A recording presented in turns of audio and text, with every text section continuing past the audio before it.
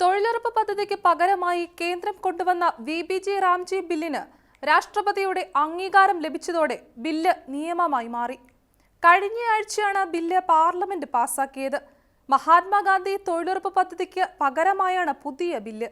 Bill പാസാക്കാൻ അനുവദിച്ചില്ലെന്ന് പ്രതിപക്ഷം സഭയിൽ നിലപാടെടുത്തപ്പോൾ പ്രതിപക്ഷ നിലപാടുകളെ നിശ്ചിതമായി വിമർശിച്ചുകൊണ്ട് ശബ്ദ വോട്ടോടുകൂടിയാണ് Viksit Bharat guarantee for Rozgar and Ajeevika mission Grameen bill parliament പാസാക്കിയത്.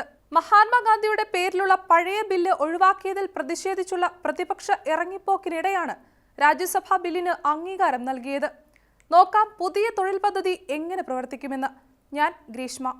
കഴിഞ്ഞ കുറച്ചു ദിവസങ്ങളായി ഇന്ത്യയിൽ ഏറ്റവും കൂടുതൽ ചർച്ച ചെയ്യപ്പെടുന്ന വിഷയങ്ങളിലൊന്നാണ് VBG റാംജി ബിൽ. വികസിത India guarantee four employment and livelihood mission bill എന്നതാണ് ഇതിന്റെ പൂർണ്ണനാമം. പ്രതിപക്ഷ പാർട്ടികളുടെ ശക്തമായ പ്രതിഷേധങ്ങൾക്കിടെയാണ് 2025 ഡിസംബർ 18 ലോക്സഭ ഈ ബില്ല് അംഗീകരിച്ചത്. ഇതോടെ 2005 പ്രാബല്യത്തിൽ വന്ന മഹാത്മാഗാന്ധി ദേശീയ ഗ്രാമീണ തൊഴിലുറപ്പ് നിയമം പ്രായോഗികമായി ഒഴിവാക്കപ്പെടുന്നു. VBG റാംജി ബിൽ ഇന്ത്യയിലെ പുതിയ തൊഴിലുറപ്പ് പദ്ധതിയായാണ് പരിഗണിക്കപ്പെടുന്നത്. 2047 വികസിത ഇന്ത്യ എന്ന സർക്കാരിന്റെ ദീർഘകാല ദർശനത്തിന് ശക്തി നൽകുക എന്നതാണ് ഈ പദ്ധതിയുടെ മുഖ്യ ലക്ഷ്യം. ഗ്രാമീണ മേഖലയിലെ തൊഴിലും ഉപജീവന മാർഗങ്ങളും കൂടുതൽ ശക്തിപ്പെടുത്തുന്നതിനാണ് ബില്ല് രൂപകൽപ്പന ചെയ്തിരിക്കുന്നത്. തൊഴിലാളികളുടെ ക്ഷേമം ഉറപ്പാക്കുന്നതിന് പ്രത്യേക പ്രാധാന്യമാണ് ഇതിൽ നൽകിയിട്ടുള്ളത്. പിന്നോക്ക വിഭാഗങ്ങൾക്ക് ജീവിത നിലവാരം മെച്ചപ്പെടുത്താനും വരുമാനം വർദ്ധിപ്പിക്കാനും സഹായിക്കുന്ന തരത്തിലാണ് പുതിയ നിയമത്തിന്റെ ഘടന. MGNREG ഒരു വർഷം 100 തൊഴിൽ ദിനങ്ങളാണ് ഉറപ്പു നൽകുന്നത്. എന്നാൽ VBG റാംജി പദ്ധതി 125 തൊഴിൽ ദിനങ്ങളുടെ ഉറപ്പാണ് നൽകുന്നത്. അതായത് പദ്ധതിയിൽ ഉൾപ്പെടുന്നവർക്ക് മുൻപത്തേക്കാൾ 25 ദിവസം അധികമായി ജോലി ലഭിക്കും. ഈ അധിക തൊഴിൽ ദിനങ്ങൾ കൂടുതൽ വരുമാനത്തിലേക്ക് നയിക്കും. ഗ്രാമീണ മേഖലയിൽ തൊഴിൽ ക്ഷാമം കുറയ്ക്കാനും സാമ്പത്തിക വളർച്ച വേഗത്തിലാക്കാനും ഈ പദ്ധതി സഹായകരമാകുമെന്ന് വിലയിരുത്തപ്പെടുന്നു. ഇതോടെ ഗ്രാമീണ സമ്പദ് വ്യവസ്ഥയ്ക്ക് കൂടുതൽ ഊർജ്ജം ലഭിക്കും. ഗ്രാമങ്ങളിൽ തൊഴിലവസരങ്ങൾ വർദ്ധിക്കുന്നതിലൂടെ നഗരങ്ങളിലേക്കുള്ള കുടിയേറ്റം കുറയുമെന്നും കരുതപ്പെടുന്നു. ആളുകൾക്ക് സ്വന്തം ഗ്രാമങ്ങളിൽ തന്നെ തൊഴിൽ കണ്ടെത്താൻ സാധിക്കും. വേതനം നൽകുന്നതിൽ മാത്രം പരിമിതപ്പെടാതെ ഗ്രാമീണ മേഖലയിൽ ദീർഘകാലം നിലനിൽക്കുന്ന ആസ്തികൾ സൃഷ്ടിക്കുക എന്ന ലക്ഷ്യവും ബില്ല് മുന്നോട്ട് വെക്കുന്നുണ്ട്. കേന്ദ്രവും സംസ്ഥാന സർക്കാരുകളും തമ്മിലുള്ള ബജറ്റ് പങ്കിടലും VBG റാംജി ബില്ല് വ്യക്തമാക്കുന്നു.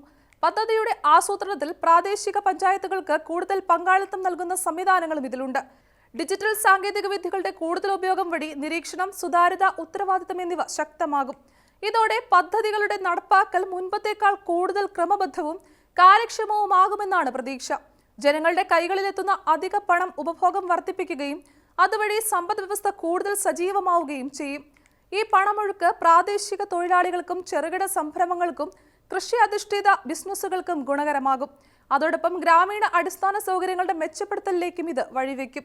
കൂടുതൽ തൊഴിൽ ദിനങ്ങളാണ് VBG റാംജി ബില്ലിന്റെ പ്രധാന ആകർഷണം.